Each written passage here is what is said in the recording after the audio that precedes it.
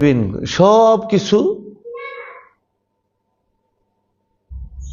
সম্পদ জমাকে কেন্দ্র করে হয়।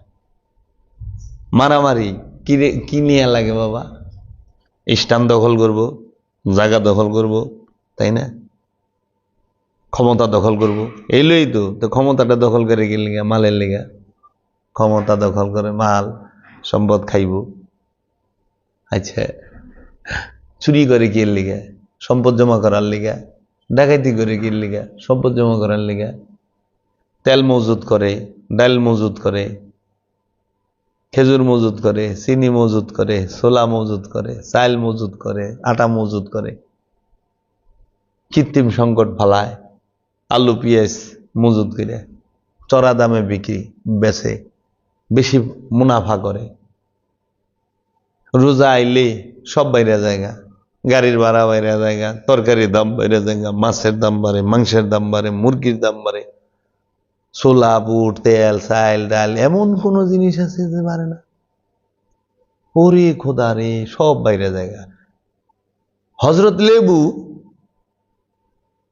রহিমাহুল্লাহ ইনিও বাইরে গেছে, এবার একটা লেবু আনছে 20 টাকা দেয়।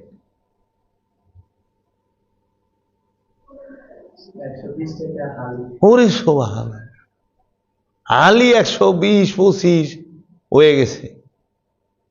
চিন্তা করা যায়? রোজা না আমি লেবু খামু গে, দরকার নেই, লেবু খাইলাম না, সেই তো হয়ে যায়। লেবু খাওয়া সবাই বাদ দেও। তরমুজ খাওয়া একবার বাদ দিছিল না, যখন তরমুজের পরে তরমুজ পচে, তরমুজের ব্যবসায়ীরা কান্দে। লেবু খাওয়া ছাইড়ে দাও, যেইটারই ভয়ঙ্কর দাম বাড়বে এটা খাওয়া ছাইড়ে দাও। বেশি না, 15টা দিন দেখবা সব পড়ছে, চালান সদ্যা গায়ে, কারণ কাঁচামাল তো। শিক্ষা দিয়ে দিতে ছোলা খামো না এই রোজার মাসে, এক মাসে সারা বাংলাদেশের মুসলমান ছোলা খামো না। ছোলার দাম যারা বাড়াইছে মজুত, ছোলায় পোকা ধরবো, আর নাহলে তোরা খা সিদ্ধ করে, ঘোরা পালা শুরু কর। শিক্ষাতে দেন যাইতো। তাহলে এইগুলা করে কেন? সম্পদ জমা করার লেগে। ওজনে কম দেয় কেন? ওই যে 100 গ্রাম করে কম দিলে, 10 জনের যদি 100 গ্রাম কম দেয়, 1 কেজি, তাই 1 কেজির দাম 1800, 1800 তো পকেটে আয় বললো, কত লাভ চিন্তা করা। 10টা মাছ যদি 100 গ্রাম কম দিই, 100 গ্রাম কম দেয়, তাহলে তো 1 কেজি খারায় গেল, মানে 1700-1800 টাকা কেজি ইলিশ মাছ।